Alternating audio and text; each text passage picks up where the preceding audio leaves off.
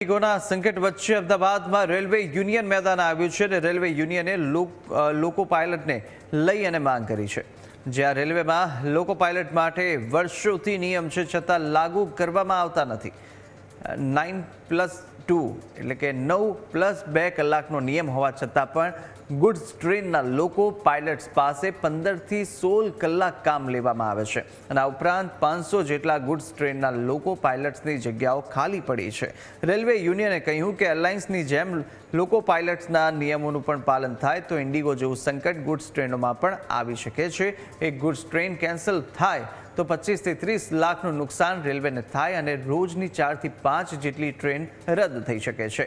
નિયમ મુજબ લોકો પાયલટ્સને 72 કલાક સુધી હેડક્વાર્ટરથી દૂર રાખી ન શકાય, જેના બદલે 80 કલાક જેટલો સમય થઈ જાય છે।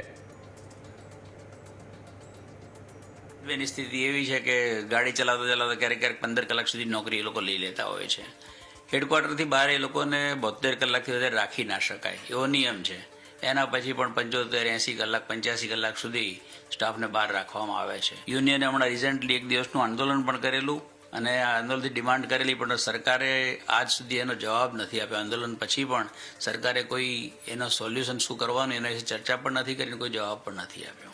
પણ ગુડ્સ ટ્રેન છે એ ખાસી કેન્સલ થાય, કારણ કે 500 વેકેન્સી છે એટલે ઓન એન એવરેજ રોજની 4-5 ગાડીઓ કેન્સલ કરવાની નોબત આવે છે અને એના કારણે ખાસું લાખોમાં નુકસાન જાય। એનું એક ગાડી એક દિવસ ઊભી રહી જાય એટલે વન ડે એનું ડિટેન્શન થાય તો એની પાછળ ઓછામાં ઓછો 20 થી 25 લાખ રૂપિયાનો લોસ રેલવેને જાય।